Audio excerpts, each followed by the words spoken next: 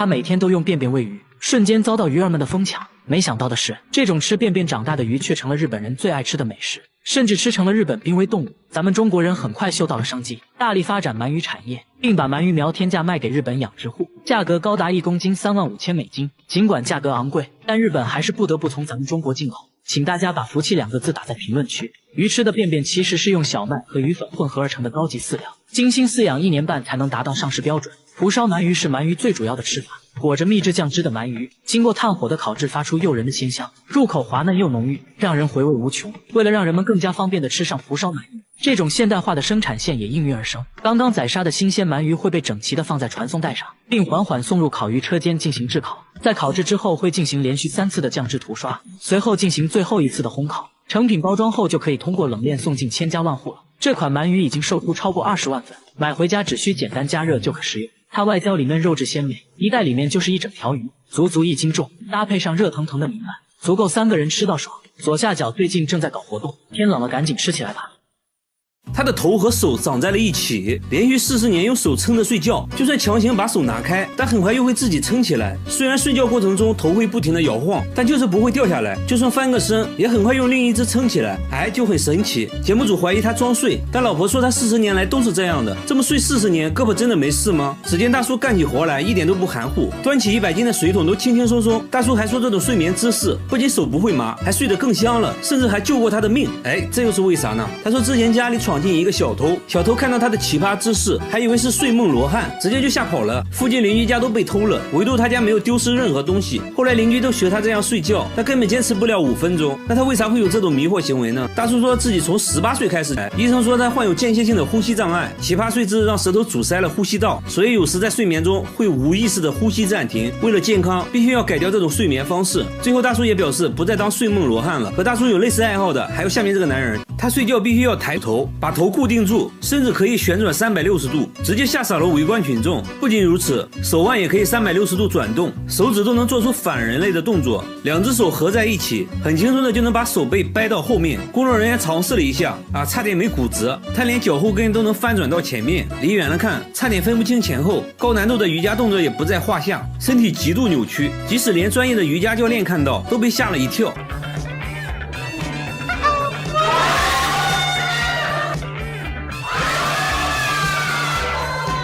他们说从来迷惑行为大赏，他家客厅成了墓地，每天早上都会出现上万只死掉的蜜蜂，蜜蜂尸体能装满3个垃圾桶。然而更多的蜜蜂还在源源不断的涌进来就算把纱窗打开，蜜蜂也不走，好像屋里有什么东西吸引着它。主人也是惨被蜜蜂围攻，蛰得满头大包一到晚上更夸张，整个天花板都会震动，还会传出一种怪声没办法，晚上只能睡在卧室的帐篷里。然而邻居家并没有出现这种情况，附近呢也没有养蜂场，那他们是从哪里来的？为什么偏偏选择他家？他家是有什么东西在吸引蜜蜂吗？真的奇怪第2天，节目组再次上门，主人说今天死掉的蜜蜂很少。工作人员敲了敲天花板，里面也没有发出嗡嗡的声音，难道是一夜之间都死了？节目组用热像仪也没有检测到任何温度，决定打开天花板看看到底什么情况。找来了专业养蜂人，一打开就发现一个硕大的蜂巢，蜜蜂也都活着，还发现客厅出现的蜜蜂都是通过电线孔钻出来的。原来当蜂巢内部温度过高时，蜜蜂会扇动翅膀来通风，就会出现嗡嗡的声音。之所以现在蜜蜂安静下来，是因为天气降温了，它们1年只能生产出1个蜂巢，现在有6个蜂巢，说明它们已经在天花板生活6年了。那没什么好说的，直接给蜜蜂搬家，最后还收获了17公斤的蜂蜜。主人说这就算6年的房租费了。然而下面村庄发生了更离奇的事，每到凌晨1点，整个村子就会传来龙的叫声。村长说声音是从半年前开始的，每到凌晨1点就会准时响起，一直持续到早晨不戴耳塞根本没法睡觉。很多人受不了都搬走了。有村民认为是之前开山采石动了龙脉，而节目组却认为是锅炉的声音，但村长说自己早就检查过了，锅炉一切正常。节目组继续寻找声音来源，这时一个类似的声音传来，来到屋内才发现是缝纫机的声音，但声音非常小。缝纫机表示这个锅我不背，那难道是管道施工惹的祸？但施工队表示从来不会在凌晨施工，一时间关于声音的说法越来越多，听起来也越来越灵异。又来到了凌晨，节目组全体动员，在村中各个角落寻找声音来源，还安装了声纳设备来监控。不一会儿，声音准时响起，大家都指向了同一个地方，正是锅炉所在的位置。声纳设备也检测出声音就来自村长家的锅炉。这就很尴尬了，村长还是不肯相信，明明自己检查过的。锅炉售后人员排查了半天，终于找到了问题所在，锅炉上一个电磁阀产生了滑动，导致了这种不寻常的声音。维修完毕，村民终于可以睡个好觉了。同样在凌晨出现诡异声音的还有下面这个公寓，每到凌晨4点，整个公寓就会传来敲门声，有时候是玻璃球掉地上的声音。声音是从5年前开始的，每天持续4个小时。声音出现时，整个房间都有回声，墙壁都会震动，很多人都无法安心睡觉，出现了不同程度的神经衰弱。有人干脆在外面租房住，物业也调查过原因，关闭了所有能产生噪音的设备，但最终声音还是没有停止，现在反而变本加厉，什么奇怪的声音都会出现。节目组在公寓不同位置都安装了摄像头，又来到凌晨4点，敲门声再次响起，1小时过后又变成了玻璃球滚动的声音，声音竟然高达90分贝。要知道啊，地铁站声音也才81分贝。工作人员发现用铁锤摩擦瓷砖产生的声音和玻璃球掉落的声音很像，怀疑是有人故意这样做的。节目组在其他楼层安装了更多的摄像头，想找到这个人。接下来就是等待声音的出现，但是1晚过去了，完全没有出现任何声音，连续几天声音都没再出现。其实已经没必要再调查了，很明显了，恶作剧的人就在公寓里，至于是谁就不好说了。1个月后，节目组做了个回访，物业表示自从节目组采访过后，声音就没再出现过，这下都能安心睡觉了。好了，我是岳飞，关注我，每天一个迷惑行为大赏。他吃冰淇淋要加辣椒酱，一口下去冰火2重天，还说口感很像奥利给。咖啡里也要加入半瓶辣椒酱，搅拌一下一饮而尽。他说餐厅的辣椒一点都不辣，会随身带着一瓶秘制辣椒酱。吃炸酱面要先来上1勺免费辣椒，再加入自己秘制辣椒，好家伙，直接成了辣椒拌饭。旁边大哥闻了一下就辣到咳嗽，吃完呢记得喝点水，水里也要挤入辣椒酱。更奇葩的是，喝感冒药也要加辣椒酱，还说这样容易出汗，好得快。剩下的一点药汤里再加上米饭，这样更有食欲了。感冒好了就要吃烧烤，喝啤酒那自然少不了辣椒酱，喝这么一杯顶过去2杯。不仅如此啊，连他7岁的儿子都酷爱辣椒酱，米饭必须拌辣椒才能吃，连黄桃罐头都要蘸辣椒。刚开始工作人员还以为是番茄酱，尝了一口，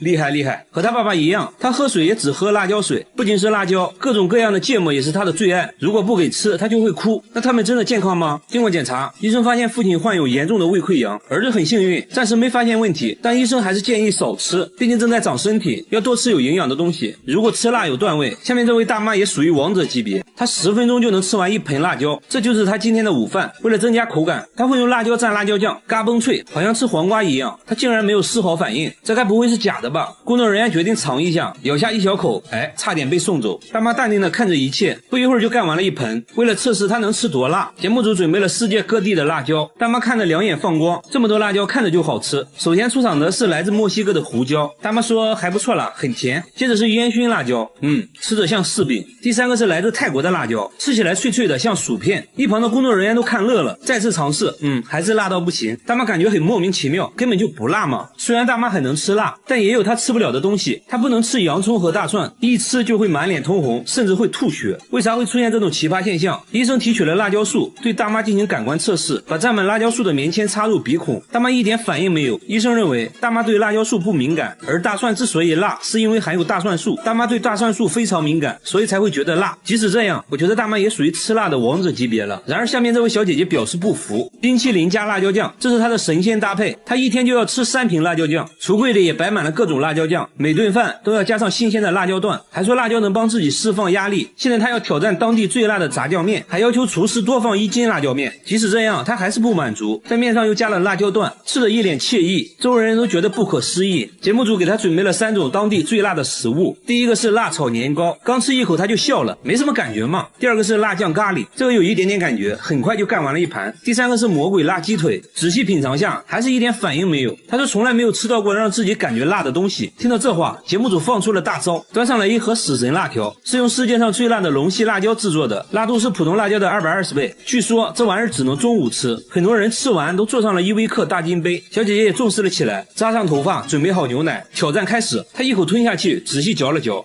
还不错。刚开始有点甜，后面有一点点辣。即使这样，他依旧一滴汗都没出。不过这样吃辣，屁股受得了吗？经过检查，医生说他患有轻微的食道炎和痔疮，必须要改变饮食习惯了。好了，我是月贝，关注我，每天一个迷惑行为大赏。他天生就有2个胃，一次能吃100个肉夹馍，吃自助餐盘子都能堆到天花板。老板被狠狠上了一课，但这仅仅只是开胃菜。接着来到路边摊，又吃掉了10份烤冷面，这属于他的餐后甜点。这样下来一顿午餐就算吃完了。来到公司直接冲进了厕所，还说自己消化快，一天就要拉8次，放屁都比别人臭。每天都是上班、餐馆、厕所3点一线。下班后他来到一家烤肉店，先要了10斤五花肉垫垫肚子，烤到滋滋冒油，一次夹上3块，再放上1勺芥末，一口吞了下去。很快10斤肉就进肚子了，现在感觉有6分饱了。回家又做了1份辣酱拌饭，还加了1管芥末，说自己完全感觉不到辣。之所以这么能吃呢，是因为自己天生有2个胃。工作人员肯定不信啊，带他来到医院，医生也不信，从来没听说过有2个胃的人。接着给他做了胃镜检查，医生的表情逐渐严肃起来，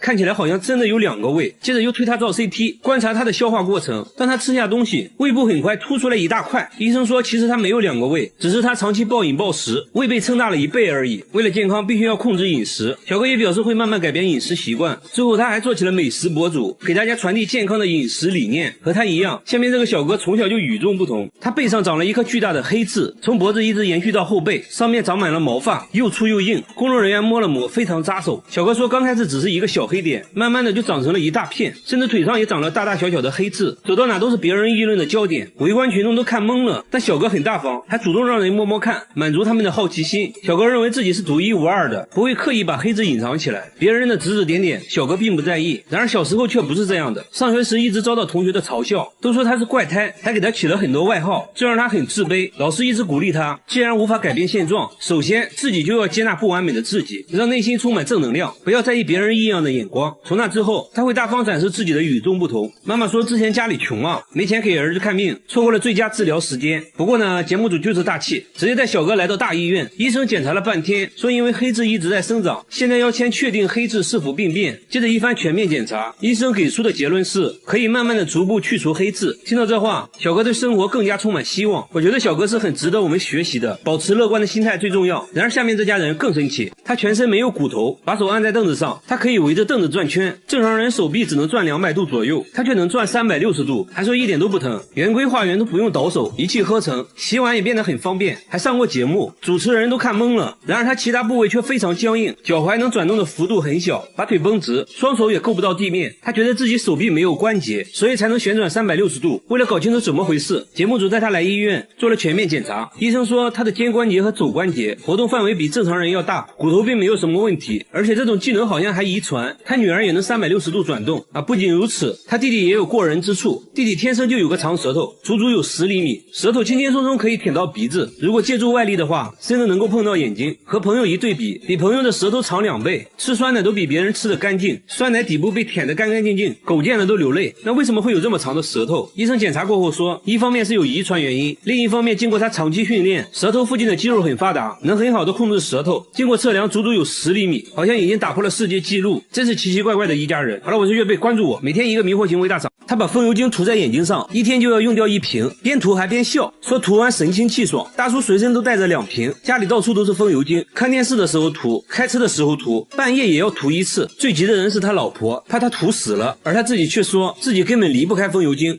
这又是为啥？他也不解释啊，反而变本加厉，觉得涂眼睛上不过瘾了，直接用风油精洗脸，看样子也不错，洗完精神抖擞。那他到底为啥要涂风油精？真的是奇怪。周围人也是看得一脸懵逼，真的不会疼吗？旁边的大叔决定试一试，结果直呼辣眼睛。这时啊，他终于说出了涂风油精的原因。原来大叔之前眼睛受了伤，什么都看不清，偶然用了1次风油精，竟然能看清楚了。从那之后就离不开风油精了。但风油精真的有那么神奇的功效吗？医生猜测，在风油精的刺激下，大叔眼泪分泌旺盛，使得眼睛非常湿润，这可能是帮他看清楚的原因。但风油精对眼睛有非常大的伤害。经过检查，大叔的眼角膜确实受到了严重损伤，风油精没能治愈他，反而加重了病情，必须立即停止使用风油精，还给大叔拿了专门治疗疗眼睛的药物，所以说有病就要对症下药，不要相信偏方。和他比起来，下面这位尼姑更奇葩，她把洗衣液涂满全身，每天都要涂好几次，一天就要用掉3瓶。诵经累了就要往身上涂洗衣液，外面散步的时候要涂一涂，工作时也要涂，总之不允许身上有干燥的地方。就连洗澡都是用洗衣液，先往盆里倒入满满1瓶，蹲在盆里就洗了起来，洗衣液直接成了他的沐浴露，家里还存了上百箱的洗衣液。然而这仅仅只是1个月的量，他1年内用掉的洗衣液足够别人洗17年的衣服。更奇葩的是，他洗衣服呢却从来不用洗衣液，还说用洗衣液洗衣服就是浪费。节目组很担心他，而他自己却说正是洗衣液救了他的命，这又是为啥？原来啊，去年他遭遇了入室抢劫，受了严重的外伤，虽然恢复了健康，但皮肤依然瘙痒不断。有天实在痛到无法忍受，莫名其妙涂了一点洗衣液，没想到皮肤一下就不痒了，还治好了自己的脚气，从此就一直使用洗衣液了。节目组还是担心他的健康，带他来到医院检查，医生说伤口愈合的时候痒一点是正常的，但由于洗衣液的刺激，他的皮肤变得很干燥，还得了皮炎，必须停止使用洗衣液。他也很听话，回家就把洗衣液都丢了，用上了正规的护肤品。和他一样有奇怪癖好的还有下面这位奶奶，她把凡士林涂在眼睛上，每天用1盒，已经这样做了30年，涂完还要做眼部运动，耳朵后面脖子上也不能少，再挖上一大勺涂在膝盖上，说可以治感冒，脚上也不能少，据说治脚气一绝。肚子疼呢就涂在肚脐眼里，手上有伤口也可以用，还说能加快伤口愈合。凡士林在他这里可以说是包治百病，一天就要涂3次，家里任何地方都能找到凡士林。医生说虽然凡士林有滋润皮肤的效果，但是要适量。奶奶呢却什么话都听不进去，因为她认为自己亲身体验过凡士林的神奇效果。奶奶出门可以不带钱包，但不能不带凡士林。来到公园就开始锻炼，爬上爬下，看起来身体确实很灵活。这还没完，奶奶还展示了自己的绝活劈叉。要知道奶奶今年已经80了，然而她的迷惑行为还不止这些，晚上睡觉前会拿2个木棍在身上来回敲打，说可以疏通经脉。为了健康，她把大部分时间都拿来锻炼身体。那她现在情况如何？医生检查过后说奶奶的眼睛出现了角膜发炎，不能再往眼睛上涂凡士林了。凡士林带给奶奶的只是一种心理安慰，对健康并没有什么好处，运动才是她保持健康的最大原因。好了，我是月贝，关注我，每天一个迷惑行为大赏。监控每天都能拍到一个神秘物体，通体白色，还带2个小翅膀，一闪而过，速度极快。刚开始呢，工厂保安认为是塑料袋之类的东西，但每天都出现就很不正常了。员工在监控附近找了半天，都没有看到任何塑料袋，诡异的现象不断出现。工厂另一个监控也拍到了奇怪画面，有一束强光射在地面上，好像是外星飞碟在盘旋，同时还能听到狗在大叫。出来呢，却什么都没有看到，光束只能被监控拍到。这件事很快惊动了工厂老板娘，老板娘呢是个文化人，她才不信什么飞碟之类的，让员工用纸飞机模拟白色物体，在监控前丢出纸飞机，监控显示纸飞机全身也发着光，和刚开始拍到的物体很像。哎，这就对了嘛，之前的白色物体肯定也是个什么垃圾之类的。老板娘又让员工用强光手电模拟光束，虽然在监控上能看到强光手电形成的光晕，但是和之前稳定的光束完全不同，无论怎样模拟都达不到之前的光束效果。老板娘怀疑监控设备出了问题，找来监控售后人员检查了半天，售后却说设备一切正常。哎，真的是奇怪。节目组又架起了多个摄像机，也拍到了神秘的光束。没办法了，请专家吧。专家左看右看，说这束光看起来和普通的光线不一样，光束很稳定，不会扩散，这是地球上的光源做不到的。难道真的是外星飞碟？专家左思右想也找不到合理的解释，还真成了未解之谜。同样遭遇怪异事件的还有下面这座寺庙，寺庙里的荒废电梯每晚都会传来诡异的哭声，声音是从这个缝隙里传出来的，电梯底下好像住着什么东西。师太说每次打坐念经的时候声音就会立马停止，这东西好像很害怕念经，关键这是佛门净地，怎么可能会有那种东西？师太心里还是有点怕，每晚都会安排人念经到天亮，这东西胆子也是越来越大。有一次师太吹口哨，他竟然还回应了起来，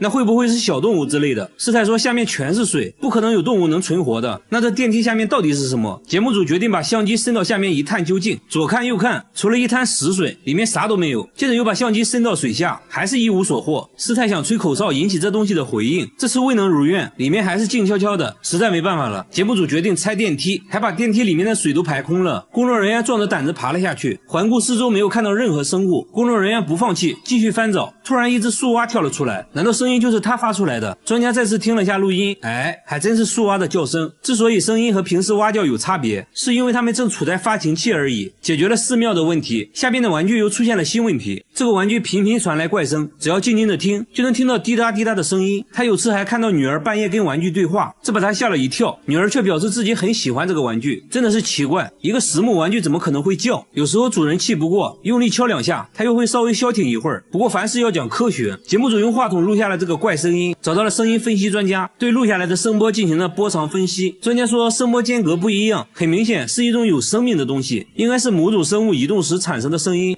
真是见了鬼了。主人拿的玩具又找到了一位木工，木工研究了半天，说自己没有听过这种声音，这不像是木头能发出来的。所以床里真的有某种生物吗？主人做了个奇葩的决定，把玩具带到了医院，干嘛呢？上 CT 机。医生们也是第一次给床做 CT， 看了半天，终于看到了一点点奇怪的地方。这个木头边框里面有个3厘米的东西，经过反复实验观察，医生确定这就是一只3厘米长的虫子，而且还发现了虫子吃木头的痕迹。看到这个东西，夫妻是想哭又想笑，原来都是他在搞鬼。好了，我是月贝，关注我，每天一个迷惑行为大赏。他50年收藏了4000多种可乐，现在拿在手上的是世界上第1款可乐，已经超过了100年，瓶盖都是用的木头塞子。很多人想喝的82年可乐，他这里多的是，什么造型的瓶子都有，全是脑洞大开的设计，从最胖的到最花里胡哨的都有，还有各种限量款的可乐，有的瓶子上都镶了钻石，还有奥运纪念可乐、美国队长可乐。他还收藏了很多可乐周边产品，就比如可乐主题的录音机，因为都是非常稀有的限量版，收集这些花掉了好几百万。节目组仔细数了数，足足有4000多种。大叔还说会一直收藏下去，要打破世界纪录。然而下面这个大爷的收藏能点燃你的心。大爷在涂口红，但其实这是打火机。他转身又吃起了饼干，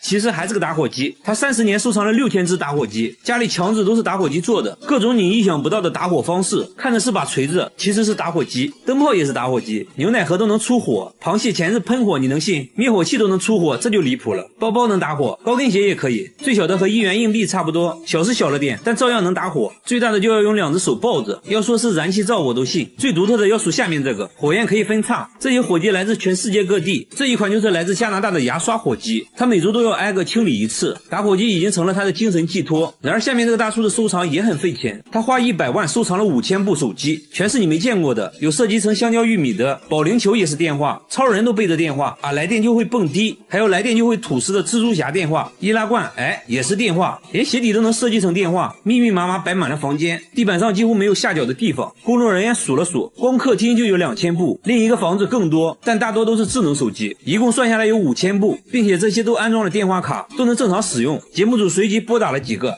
果然就接通了。他说每月光套餐费就得5万块钱，为此连周末都要去兼职。妻子也觉得这就是一个沉重的负担，考虑再三，他决定做出改变，把手机都卖掉了，还给儿子买了一屋子玩具。他终于想明白，亲情才是最值得收藏的。和他一样，下面这个人也喜欢收藏，只不过他只收藏座机，整个仓库摆满了座机，一共有3000多部，100多年前的古董电话都有。神奇的是，电话竟然还能使用，不过要像摇动手柄发电才能打电话。大叔演示了一遍，插上了一个什么模块，然后真就拨通了工作人员的手机，通话音质非常好，就好像穿越了一样，很神奇。大叔还打算开一个手机博物馆，把这些不常见的电话展出，供大家欣赏。然而下面这个大爷的收藏更有价值，他5年收集了3000万个烟头，每天都要去街上捡烟头，一天就要捡1万多支，捡满1箱就要封存起来。5年内收集了300多箱。晚饭后他又去捡烟头了，还说现在捡的最多。来到饭店门口，果然发现了很多，不一会儿就全部捡干净了，即使垃圾桶里的烟头也不放过。有人说经常看到他整晚都在街上捡烟头，下雨天也不例外，只要大爷出现的地方就绝对不会允许有烟头。那为啥大爷会痴迷于捡烟头？大爷说这样做的目的就是警告那些随意丢烟头的人，还说这样能让自己锻炼身体，感到非常快乐。和大爷有同样爱好的还有这只乌鸦，只要看到有人抽烟，他就会发起攻击，趁其不备直接一口夺下香烟，接着把香烟捣碎丢进垃圾桶。小哥说自己每次抽烟乌鸦都会出现，好像是针对自己一样。工作人员假装抽烟，看会不会遭到同样待遇。乌鸦仔细观察了一会儿，假装毫不在意的路过，突然一个箭步向前叼走了香烟。所以无论是谁，只要抽烟就会成为他的目标，香烟到手，接着又用翅膀把烟弄灭。为啥他会有这种迷惑行为？专家认为他是想把香烟的气味涂抹到翅膀上来驱赶寄生虫而已，很多鸟类都会这样做。好吧，原来如此。好了，我是月贝，关注我，每天一个迷惑行为大赏。婴儿车被包了起来，里面时不时传来怪叫，没有人知道婴儿车里面是什么。大妈整天推着婴儿车流浪，晚上就睡在公共厕所，这样生活了10年。问她为啥不回家，她却说家里有个怪东西会隐身，就算在外面冻死也不敢回去。即使在外面，她依然觉得有什么东西在跟着自己，警惕地看着四周。白天她又毫无目的的流浪，拿出一盒猫罐头开始吃，还往婴儿车里放了一点，这才看清楚，原来婴儿车里面还有一只猫。经过一番沟通，大妈同意带我们去家里，她家门上安装了5把锁，里面还有一道防盗门，进来后要赶紧用一个柜子挡住，屋里窗帘紧闭，没有一丝光亮，并把所有家当都放在了衣橱里，甚至包括电饭煲。节目组安装了摄像机，想要拍到大妈说的那个怪东西，然而一夜过去并没有任何发现，就发现大妈行为举止很反常。只见她半夜好像听到了什么，惊慌的来回走动，还时不时跪在地上，嘴里一直念叨着什么。节目组很疑惑，大妈神秘的指了指天花板，说你难道听不到声音吗？那个怪东西就躲在天花板上呢。但工作人员并没有听到任何奇怪的声音。节目组觉得这一切都是大妈想象出来的，她到底发生了什么事啊？经过长时间的沟通，她决定去医院。一番交流下来，医生说她患有妄想症和精神分裂，必须尽快吃药治疗。原来啊，之前她妈妈生了一场大病，因为没钱治疗嘛，很快就去世了。没过多长时间，父亲也去世了。她感觉自己没有保护好父母，从那时起内心充满了愧疚，只有在人多的大街上才能避免内心的孤独，只要在房子里就会产生屋里有别人的幻觉。相对来说呢，下面这个大妈就正常多了，鸡蛋连壳一起吃，一天要吃1斤蛋壳，大妈已经吃了10年。香蕉在裤子上蹭2下啊，直接连皮吃，再来一口带皮的橘子。哈密瓜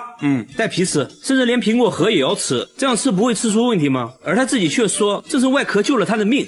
这又是为啥？他也不解释啊，反而变本加厉，觉得果壳不过瘾了，直接吃起了生板栗，看样子味道也不错啊，2口就能吃下1个。大妈的闺蜜都很担心她，叫她来吃饭改善一下，没想到啊，大妈却把饭菜扔在一边，拿起蟹壳直接开灶。她边吃还边嫌弃，说螃蟹啊还是生的好吃，接着又把朋友吃剩的鱼骨头用菜叶包起来，几口就吃了下去。那她为啥要吃这些呢？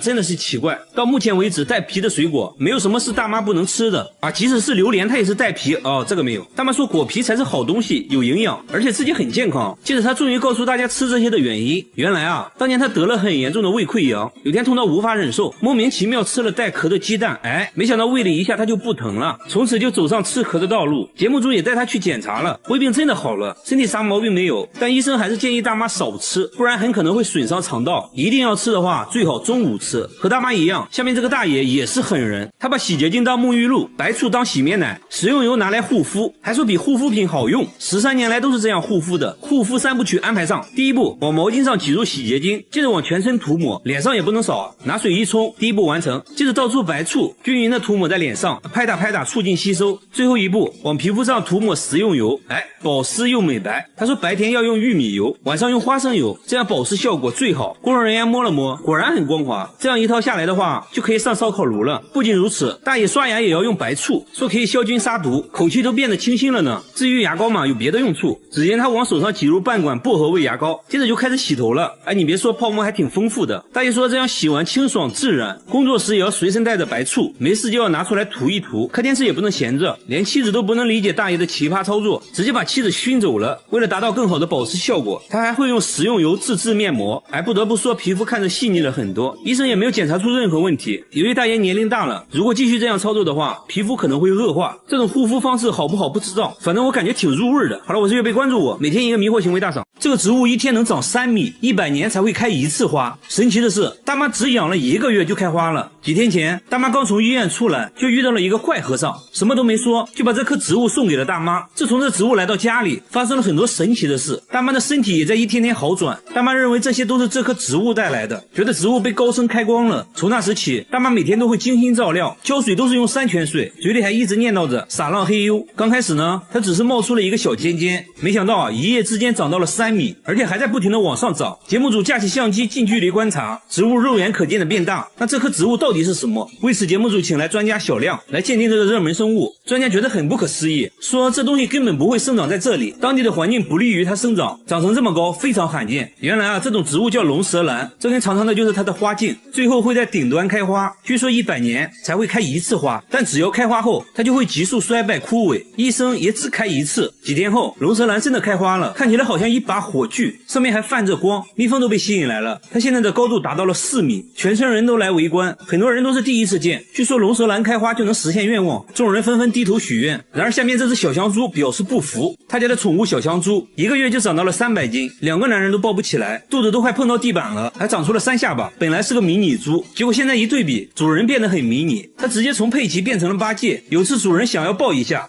结果闪到了腰，当时卖家还郑重承诺，迷你小香猪长不大，最多不超过30斤，假一赔10。可是随着时间一天天过去，主人才发现自己上了当，佩奇不仅能吃，而且长得飞快。主人找卖家售后，卖家说可以赔你10倍，你把货退回来，我们重新给你发10只小猪仔。主人一想，不对啊，我这不成养猪的了吗？毕竟养了这么长时间，都有感情了。主人决定给他减肥，第一步带上计步器，一块行走的五花肉上线了，刚走了2步他就躺下了。主人以为他至少能走30分钟，结果他要休息30分钟。第2步吃减肥餐，用食物引诱他走路，结果主人却累瘦了。最后主人想到一个绝招，给佩奇制作了一个结实背带，前面吊上一根他最爱的胡萝卜。你别说效果不错，他走路积极多了。几天后再次上秤，减肥效果非常明显整整减掉了半斤。最后主人表示会一直陪着佩奇减肥，希望佩奇能变回迷你猪。然而变大的不止佩奇，下面这家房子里也有个大东西，每天都有个不明生物趴在他家窗户上偷窥，上面还留下了巨大的指纹，纹路非常清晰怎么擦都擦不掉，而且只要太阳出来它就会消失。一到晚上呢，消失的指纹又重新出现，只有卧室的窗户会出现这种现象，就算更换了新窗户，指纹还是会出现。诡异的现象持续了好几个月，搞得一家人精神崩溃，怀疑是被什么不好的东西缠住了。节目组呢全程监控，结果一直到深夜都没有出现什么怪东西。白天一看呢，指纹果然消失了，这很不科学。那会不会是窗户本身的质量问题？卖家说从来没见过这种情况，猜测是玻璃生产过程中吸盘导致的这种痕迹，但是现实中并没有那么大的吸盘。节目组在工厂继续寻找线索，玻璃的存放方式引起了工作人员的注意，上面出现的纹路和家里指纹很像。老板说刚生产出来的玻璃很热，需要在下面垫上一层厚厚的油纸，那指纹会不会就是油纸印上去的？随后专家对着油纸分析了半天，说了一大堆我听不懂的，反正总之结论就是玻璃上的纹路还真是油纸印上去的。至于白天指纹就会消失，是由于温度升高导致的。主人这下放心了，说以后不用再换窗户了。好了，我是岳飞，关注我，每天一个迷惑行为大赏。大妈把鳄鱼当女儿养，一起吃饭，一起睡觉，甚至还会给鳄鱼做美甲，拿出绿色指甲油，给鳄鱼一只手均匀涂抹，拿毛巾垫上，准备烘干。但鳄鱼好像不喜欢这个颜色，顺手就把指甲油卸掉了。大妈又拿了3瓶指甲油让他自己选，拿起粉红色，在他面前晃了晃，鳄鱼竟然摇了摇头，表示不喜欢。大妈又拿起了大红色，鳄鱼眨眨眼，表示非常喜欢。大妈只好重新给他涂上红色指甲油，看着性感多了。做完美甲后，他就趴在床上看电视，最喜欢看动物世界，偶尔也看动画片。蜡笔小新就很符合他的口味。大妈只要一换台，鳄鱼就会去抢遥控器。为了让他看着舒服，大妈还会给他垫上枕头，盖上被子。鳄鱼大部分时间都是乖宝宝，偶尔也会发脾气，不停地用爪子挠地板，到处拆家。大妈却见怪不怪，说鳄鱼是个女生，已经到了谈婚论嫁的年纪，还没有找过男朋友，才会急得到处抓地，有时候还会看着窗外发呆。大妈最后也想开了，女大不中留，准备带她出去相亲。路过一家肉店时，鳄鱼直勾勾地看着牛肉，把找男朋友的事忘得干干净净。大妈只好给她买了10斤回家吃。这次呢，连上楼梯都不用抱，自己爬得飞快。她现在只想吃肉，一口下去一脸满足。吃饱后直接趴在客厅一动不动，大妈只能抱着她去洗澡，先用搓澡巾搓搓背，顺便来个全身按摩，洗完再擦点香香。鳄鱼闭着眼一脸享受，洗香香的鳄鱼直接爬上了床，然后大妈抱着她睡觉了，不知道会不会做噩梦。喜欢鳄鱼的不止大妈一个，下面这个大叔也很疯狂。大叔把鳄鱼当儿子养，每天给鳄鱼做按摩，偶尔还来个足疗，每天还要带它出门遛弯，回家就给鳄鱼洗澡，先把全身涂满沐浴露，然后用洗澡巾搓背，偶尔还会在洗澡水里加上葱姜蒜和料酒去腥。鳄鱼的皮肤非常厚，褶皱的地方很难清洗，不一会儿主人就累得满头大汗，鳄鱼却一脸享受。洗干净后还要给鳄鱼做美甲，精心打磨指甲后，然后挨个涂上指甲油，看起来美美的。最后还要给它刷牙，检查有没有蛀牙，完事后再来个亲亲，抱着鳄鱼就睡觉了。因为鳄鱼比较能吃，主人给它取名饿了么。主人说饿了么是自己捡到的，刚开始只是一个蛋，慢慢孵化出来，经过精心照料就变成了现在这个大体格子。还说饿了么从来没咬过人，甚至连发脾气都很少见，是一个可爱的乖宝宝。平时饿了么最喜欢就是看球赛，连眼睛都不带眨一下的。旁边主人手里还抱着蜥蜴，主人说他俩都是忠实的球迷，每次比赛都要看，比赛输了还会伤心的哭，不一会儿球进了，主人很激动。饿了么其实也很激动，只是他比较高冷，没有表现出来。主人亲了亲饿了么，还和他击了击掌。其实呢，最喜欢做美甲的还有数下面这只狗狗，她是吴亦凡最怕见到的女人，因为她最都透了没有关系，没有问题的，有问题我不让他吃的。大姐无时无刻都在吃，就连床头柜上都放满了她的零食，2盒牙签，一堆一次性筷子，躺在床上吃，逛街也吃，她甚至连扇子都想尝一尝。好，但是要说牙口好，下面这个男人表示不服，他拿起酒杯，嘎嘣一口，直接咬下一块，接着嘎嘣嘎嘣的吃了起来。周围人的表情说明了一切。在丹东，一个普通的早晨，妻子在炒菜，丈夫在洗餐前甜点，然而里面全是玻璃碴子，洗干净后上面撒上白糖，他接着就吃了起来。妻子想劝阻，但是无济于事，玻璃碴子能好吃吗？这个嚼一口非常香。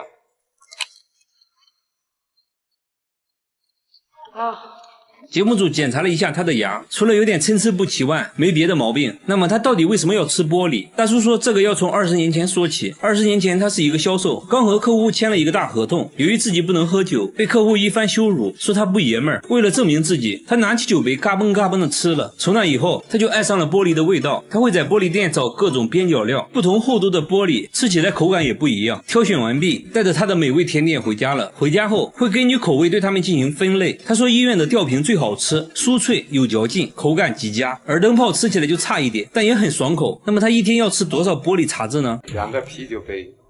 按照节目流程，他被带到了医院做检查，还在医生面前表演吃玻璃。医生也是大为震惊，但是检查结果却显示他很健康，医生也觉得不可思议，最后还是建议不要继续吃了，以后可能会出现梗阻的情况。最后大叔也表示以后就不吃玻璃了，以后改成吃牙签。下面这个大叔看了上面2位之后，连说服了，你们都是铁齿铜牙，我只能吃点软的了。只见他抓起一只泥鳅，不假思索直接吞了下去，一只不过瘾，他接着又吞了一只泥鳅，贝爷见了都直呼内行。他说生吃的味道好极了，秋弹弹还能拉丝。随后他把泥鳅都装到了瓶子里，在回家的路上边走边吃，那叫一个幸福。吃饭的时候也要先吃泥鳅开胃，母亲很担心他，但他却并不在意，继续吃着心爱的泥鳅。那他为什么要生吃泥鳅呢？原来大叔曾经有胃炎，为此还做过5次手术。为了疗养身体，他吃了很多的中草药，但是并没有什么效果。然而有一天，桌子上的泥鳅引起了他的注意，他之前在书中看到过泥鳅有缓解胃痛的功效，于是他尝试生吞泥鳅，结果胃痛确实好了不少，于是一发不可收拾。他对于泥鳅的选择也是很苛刻的，他只吃野生的泥鳅，拿着铁锹来到稻田就开始挖泥鳅，不一会儿就挖到了一盆的泥鳅，稍微清洗一下，抓起来就送进了嘴里，那是干净又卫生啊，兄弟们。朋友想做一道泥鳅豆腐汤，他却觉得根本就是浪费时间，高端的食材往往只需要最朴素的烹饪方式，生吃才是最好的。按照节目流程，他被带到了医院做检查，一番检查下来，他的身体状况很好，但是医生还是不建议生吃，因为有感染寄生虫的风险，如果非要吃的话，建议只能中午吃。最后大叔也表示，为了身体健康，以后会尽量少吃的。好了，我是岳贝，关注我，每天一个迷惑行为大赏。他家每天都会发生命案，一夜之间家里的鸟接连离奇死亡，每天都会死掉几十只，现场一地鸡毛，惨不忍睹，有的甚至连头都不见了，看起来不像是自杀，每只鸟都受到了致命攻击。奇怪的是，除了留下一滩血迹外，尸骨却相对很完整，也就是说凶手只是喜欢猎杀，但是不吃。关键这笼子没有任何缝隙，凶手是从哪里进去的？经过连续几天的摧残，鸟儿现在变得很敏感，只要见到人就会吓得到处跑，曾经的鸟类天堂变成了地狱。大叔设置了各种机关，但一无所获，鸟笼周围也没有任何脚印，这个凶手非常狡猾。大叔也没有什么仇人，凶手到底是人是鬼？节目组在鸟笼周围安装了多个摄像头，夜晚来临，他们死死盯着监控，一直等到凌晨3点。就在这时，草丛中出现一个白色光点，慢慢逼近鸟笼，只见它突然发动攻击，鸟儿受到惊吓，到处乱撞，尖叫不止。等鸟儿再次靠近笼边后，这东西再次发起攻击，死死地抓住小鸟，小鸟扑腾了几下就没了声音。这东西还炫耀似的看向摄像头，这才发现原来是只猫头鹰。因为进不到笼子里，它会先把鸟儿逼到角落，由于笼子有弹性，它能一把抓住笼边的鸟。为了不再让鸟儿受伤，主人在鸟笼周围拴了几只狗，狗狗很尽责，整晚守护着鸟笼。连续几天猫头鹰都没再来过，鸟儿终于恢复了安宁的生活。刚解决完鸟的问题，下面这家的鸡又出现了新问题，他家的鸡蛋会飞，每天都会飞出去4、5颗。起初主人并没在意，然而更多的鸡蛋源源不断的飞出来，围栏外到处都是破碎的蛋壳，主人怀疑是黄鼠狼干的，还特意增加了围栏的高度。但邻居认为以现在围栏的高度，黄鼠狼是不可能抱着鸡蛋跳出来的，而且它要吃鸡蛋的话，完全可以在笼子里解决。但笼子里干干净净，没有发现任何动物的痕迹，飞出来的鸡蛋蛋黄蛋清也还在，到底是谁在偷鸡蛋？他们在各个角落都安装装了摄像机，5个小时后，鸡蛋再次飞了出来。他们立马查看录像，就发现一只大老鼠路过了案发现场，紧接着一颗鸡蛋就飞了出来。难道凶手是老鼠？他们仔细研究鸡蛋的下落轨迹，猜测鸡蛋应该是从屋顶上掉下来的。屋顶是圆弧状的，也许是一只母鸡喜欢上了在屋顶下蛋，下完的蛋就滚了下来。工作人员还做了个实验，让鸡蛋在屋顶上自由滑落，结果鸡蛋掉落位置和之前鸡蛋位置是一样的，反复做了几次都是相同的位置。那鸡为啥会跑到屋顶下蛋呢？专家说，如果母鸡受到了外界的威胁，它就会选个安全的地点下蛋，可能就选择了屋顶。为了证实这个猜测，工作人员架起摄像机对准了屋顶，接下来就是等待母鸡的出现。没过多长时间，果然有一只母鸡飞上了屋顶，感觉马上就要水落石出了。但5个小时后，这只鸡一直没有下蛋，没办法，继续等吧。工作人员等了整整5天，都没有鸡在屋顶下蛋，也没再出现飞出来的鸡蛋，还真是奇了怪了。这还没完，下面村子又发生了怪事，村子里发生了离奇失踪案。最近几天，村口池塘的金鱼神秘消失了，之前有50多只，现在只剩20多只了。幸存的金鱼也变得焦躁不安，村民把这些金鱼视为村里吉祥物，无聊的时候会在池边喂喂金鱼，聊聊家常。现在吉祥物没了，他们觉得自己一点都不吉祥。村长大喇叭召集全村人商议对策，必须要找到罪魁祸首，但是现场没留下任何痕迹。他们寻找了半天，只在一个角落发现了一些鱼鳞。有个大妈说，之前看到过一只黑头鹳在池塘附近转悠了半天。另一个村民认为是海狸鼠，还有说是水怪的，说一定就藏在水下，建议把水抽干，看看到底是什么东西在作祟。大家众说纷纭。村长分析说，有一条沟渠通往池塘，凶手可能是通过沟渠进入池塘的。池塘边的围栏还发现了脚印，但看不出来是什么动物。村长决定熬夜蹲守，也不知道这东西啥时候来。村长边吃边等，一直等到了凌晨3点，终于村长睡着了。就在这时，池塘边上也有了动静，黑暗中一双闪亮的眼睛特别明显。接着他穿过围栏来到池塘，不一会儿又抓到了一条鱼。你觉得这玩意儿到底是个啥？好了，我是岳贝，关注我，每天一个迷惑行为大赏。这只狗每天都要偷鞋，还专偷有脚气的鞋子。奶奶的鞋就经常无缘无故的消失，大冬天只能光脚走回家。节目组来到他家，奶奶却让工作人员离门口远一点。不一会儿门口就出现了一只狗，他仔细闻了闻，确定是奶奶的鞋后，叼起来就跑。工作人员赶紧追，眼看就要追上了，狗狗丢下鞋子开溜了。奶奶说，狗狗好像时刻监视着自己，每当脱下鞋，没一会儿就被它叼走了。不过还好，狗狗每次把鞋藏在固定的地点，奶奶都可以找到。现在她每2天去捡一次，这样正好能捡回1双。奶奶很困惑，为啥她只偷自己的鞋？节目组猜测，可能是奶奶的鞋气味独特。接着还做了个测试，让村民把鞋子都放在一起，看狗狗会如何选择。只见他从头到尾闻了一遍，很快就分辨出了奶奶的鞋，接着又叼走了。这次呢，节目组让奶奶穿1双新鞋，看狗狗还能不能分辨出来。奶奶穿着新鞋走了1圈，脱掉鞋子进屋后，狗狗就出现了。它像之前一样挨个闻，很明显，新鞋对狗狗的迷惑性很大。狗狗稍微有点犹豫，确认再三后，还是挑出了奶奶的新鞋。那它为啥痴迷于偷鞋？宠物医生说，狗狗把偷鞋当成了一种游戏，认为偷鞋可以吸引人们的注意，进而得到人们的关爱。不过要论奇葩，还得看下面这个。每到深夜，酒吧里就会出现满地的便便，花盆里的土被刨了出来，卫生纸也被撕得粉碎，到处都是一片狼藉。关键呢，钱也没有少。酒吧老板觉得这应该不是人，节目组决定近距离观察。等了好久，墙壁上突然传来声音，一块泡沫板在自行移动，工作人员都快吓尿了，壮着胆子继续观察。这时一只毛茸茸的脑袋探了出来，原来是一只黄鼠狼。只见它来到草坪上一阵翻滚，这也太舒服了吧。随后就开始找酒喝。黄鼠狼很警惕，时刻都在观察门口的情况，但它拉的便便越来越多，店主很苦恼，决定用笼子把它抓住，先在笼中放入食物，接下来只需要等它上钩。晚上黄鼠狼再次出现，直接就被食物吸引了，但它非常谨慎，在入口徘徊了很久，最终没能抵挡住诱惑，但是呢并没完全钻进去，留了一半身体在外面，叼上一块食物就退了出来。这也太好吃了吧，吃完后没忍住又钻了进去，这次呢完全钻进了笼子里，吃完才发现中了圈套，对着入口一顿挠，没想到还真被它挠开了。工作人员看得目瞪口呆，决定再试一次。黄鼠狼这次犹豫半天都不敢进去，但大鸡腿实在太香了，还是钻了进去。这次呢成功抓到了它，随后把它带到野外放生了。好了，我是预备关注我，每天一个迷惑行为大赏。他在厕所偷偷安了监控，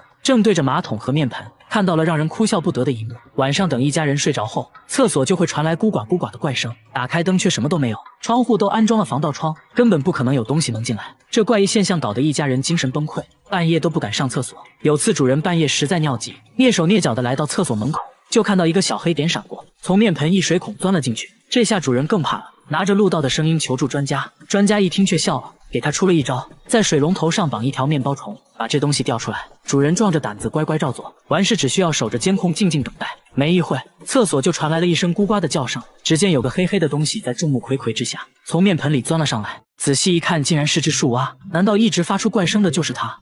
树蛙对着面包虫若有所思，也不知道在想什么，接着一口吞了。没成想虫子绑得太紧，尝试了几次都没吃到，又灰溜溜地钻进了面盆。关键他家在9楼，这树蛙是怎么爬上来的呢？虽然树蛙会爬墙，但靠他自己是不可能爬到9楼的。楼上楼下的邻居都问过了，也没人养树蛙。专家研究半天，说树蛙只可能是从外面人为带回来的。问了一圈，主人说前段时间从乡下拿回来很多白菜，准备做泡菜。专家一拍脑袋，说树蛙很可能就藏在了白菜里，阴差阳错就蹦到了面盆里。现在重要的是赶快把它解救出来。把面盆拆下来，刚切开一个洞，树蛙就跳了出来，小小的一只，非常可爱。大家决定先暂时把它养在家里，等春暖花开时再让它回归自然。大叔每天必须随身带一根木棍，时不时就要拿着木棍去厕所，不然就会生不如死。只见他不停地用木棍捅嗓子，导致呕吐不止。老伴满眼心疼，说严重的时候即使这样做也没用，这到底是在干啥呢？原来大叔饱受打嗝困扰，一天24小时不停打嗝，即使憋气憋到窒息都没有用，晚上都没办法睡觉，头发都掉光了，甚至还得了高血压。他尝试了很多方法，比如躺着喝水，一直口含柠檬，但都无济于事。去过很多医院，也没有找到具体原因。有时候实在忍不了了，他会拿出一根木棍捅到喉咙里催吐，这样会让他好受一些。大叔说这种情况是6年前开始的，当时母亲刚去世，对他打击很大，甚至患上了抑郁症，打嗝从那时就莫名其妙的开始了。为了帮助他，大家带他来到了大医院，经过内窥镜仔细检查，除了有一点胃炎外，看起来确实没什么问题。然后又推他去照 CT， 片子看了半天，终于发现了问题，脑膜中有一部分变得很大，压迫到了神经，继而刺激到了横膈膜，使得横膈膜异常收缩，导致不断打嗝。变大的这一部分，医生猜测可能是良性肿瘤之类的，有一种药可以抑制它的生长。大叔的病是可以治好的。听到这个消息，大叔激动地哭了起来。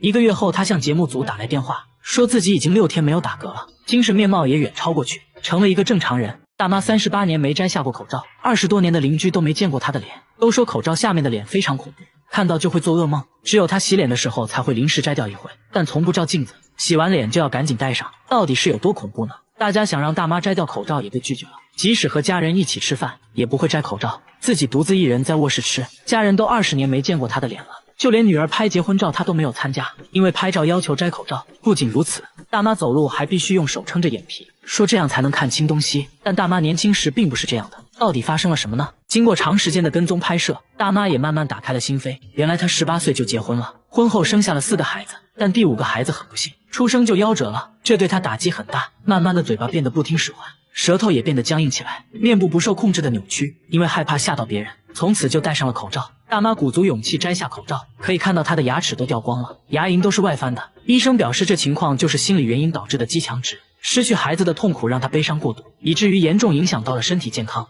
医生制定了详细的康复规划，相信大妈的症状会慢慢得到改善。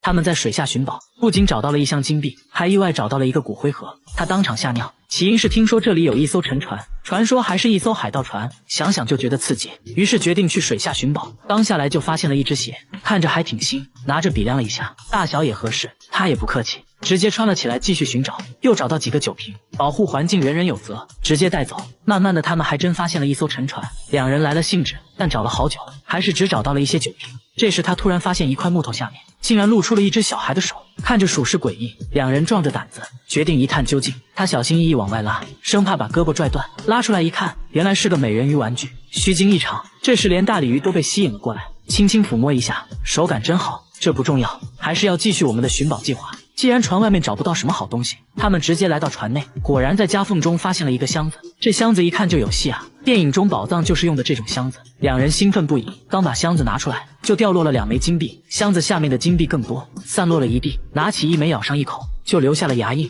看起来是金币没错了。这不发了吗？不一会就捡到了上百枚。两人回到岸上把金币藏好，他们认为下面肯定还有更多好东西，决定继续下水寻找。谁都想不到，两人这一去差点崩溃，甚至连警察都来了。他刚下去没一会，就发现了一个锈迹斑斑铁盒子，掂了一下分量很重，还用塑料袋装着。他高兴坏了，估计里面可能又是金币。慢慢掏出来，方方正正的，里面好像还有个盒子。但就在这时，里面突然泄露了一些粉尘状的物质，翻个面一看，上面还有字。他扫了一眼，当场吓尿，这盒子竟然是个骨灰盒，吓得赶紧往岸上游。毕竟第一次遇到这情况，他们商量了半天，也不知道如何处理，最后决定报警。等警察来后，也没有查询到骨灰主人信息。那现在看来，最好的解决方式就是把骨灰放回原位，让它在水下静静的待着，也算是对死者的一种尊重。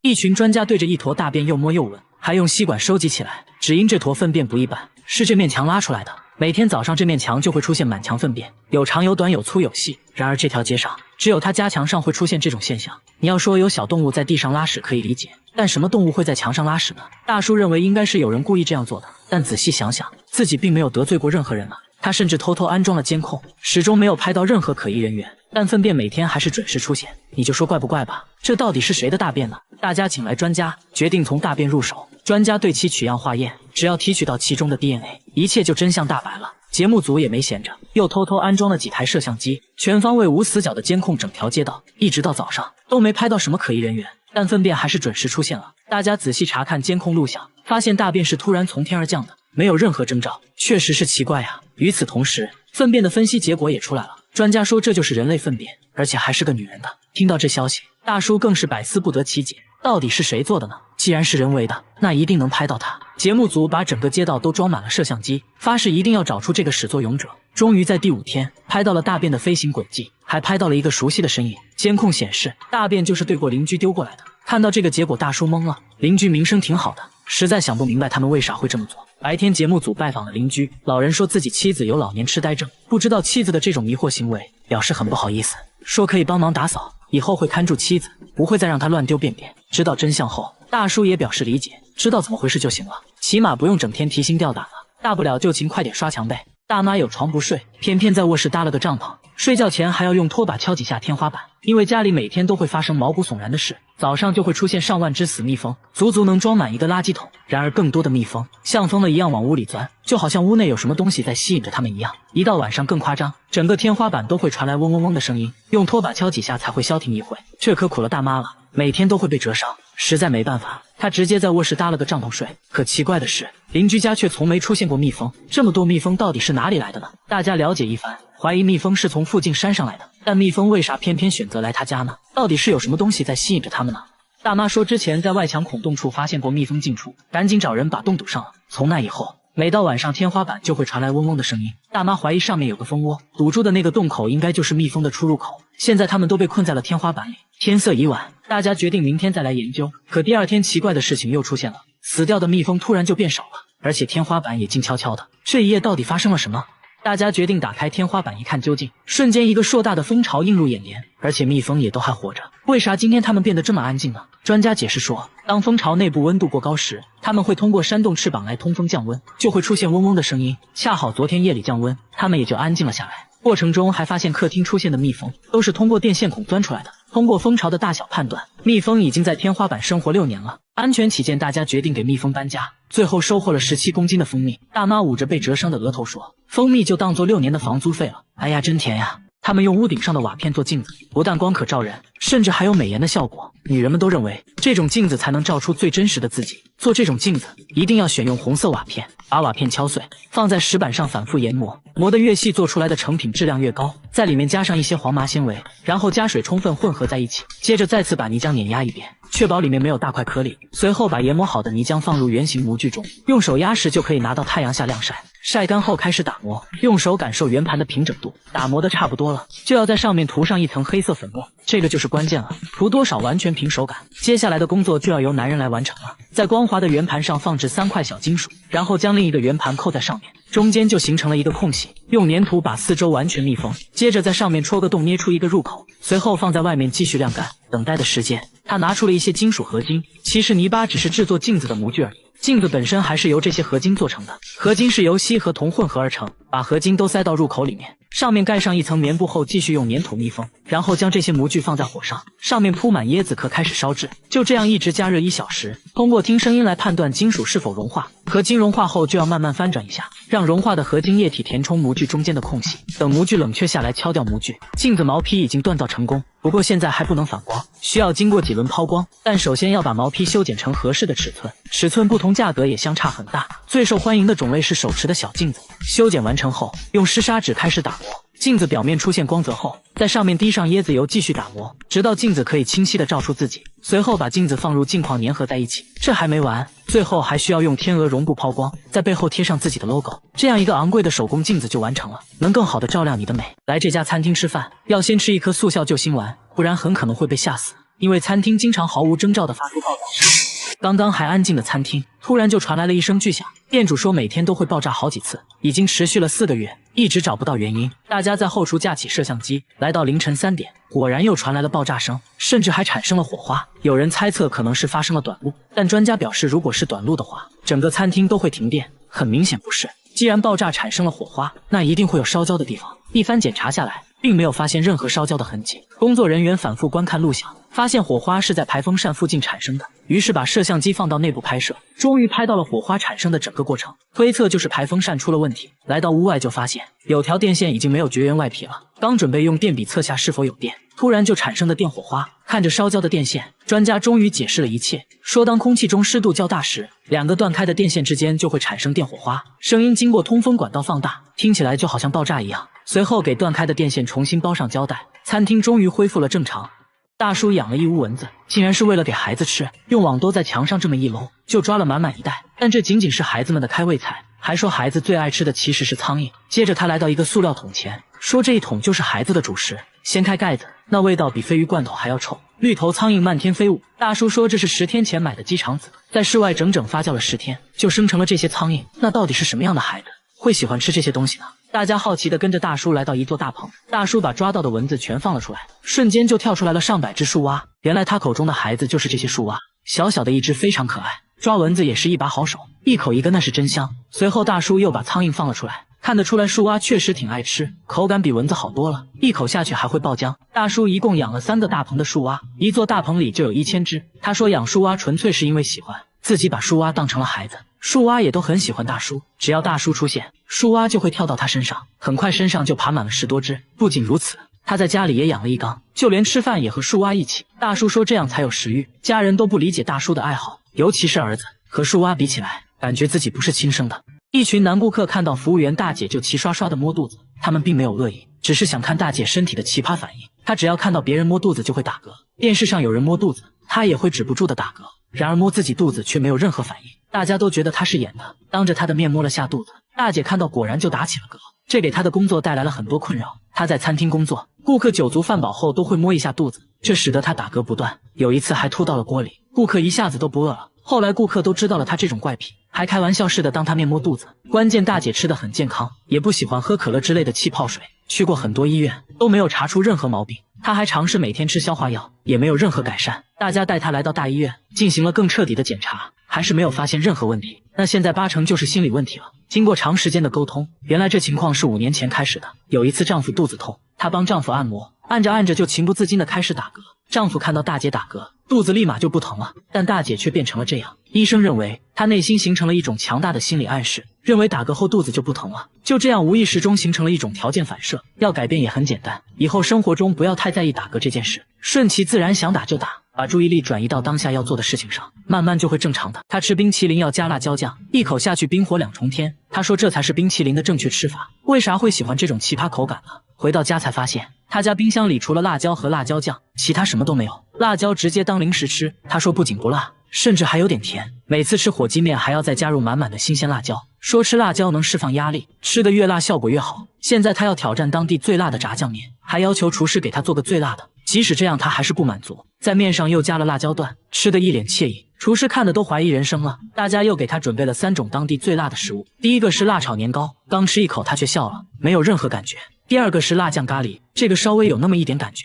第3个是魔鬼辣鸡腿，仔细品尝下，还是一点反应没有。他说从来没吃到过让自己感觉辣的东西。这话彻底激起了节目组的好胜心，直接放出大招，端上来一盒死神辣条。据说这玩意只能中午吃，是用世界上最辣的龙溪辣椒制作的，辣度是普通辣椒的220倍。为了不被打脸，小姐姐也重视了起来，提前准备好了一杯牛奶，拆开包装，厚厚的一片，她也不含糊，直接一口吞了下去，仔细嚼了嚼。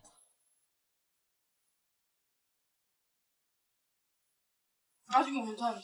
살짝 달았는데 나중 돼서 시음도 넘어갈 때 쓴맛이 나요. 这下节目组算是彻底服了，大家不禁有个疑问，这样吃辣屁股受得了吗？经过检查，医生说她患有轻微的食管炎，必须要改变饮食习惯了。小姐姐倒也听劝，说以后会尽量少吃辣椒，大家千万不要模仿哦。她每天买菜却从来不吃，一到家就拿出了电钻，开始给蔬菜钻孔。把胡萝卜内部掏空后，又拿出刻刀在表面打孔，每一步都非常小心，搞得像是在做外科手术一样，一点点调整孔洞大小。这到底是在干嘛呢？他也不解释，拿起做好的胡萝卜吹了起来。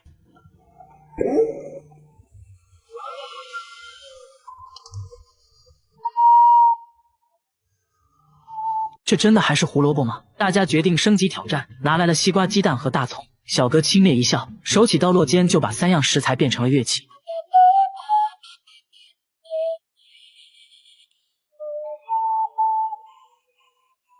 不仅如此，什么山药、西葫芦、土豆、西兰花都能被他吹出花来。虽然做乐器难不倒他，但现在有个问题就是，乐器的保鲜时间太短了，一旦蔫了，音色就不纯正了，只能打成蔬菜汁喝掉。为此每天要不停买菜，买回来就要套上保鲜膜放冰箱，来保持蔬菜的新鲜度。现在他已经到了痴迷的程度，上班都要带着一袋新鲜洋葱，用一把美工刀就把洋葱变成了乐器，把同事看得赞叹不已。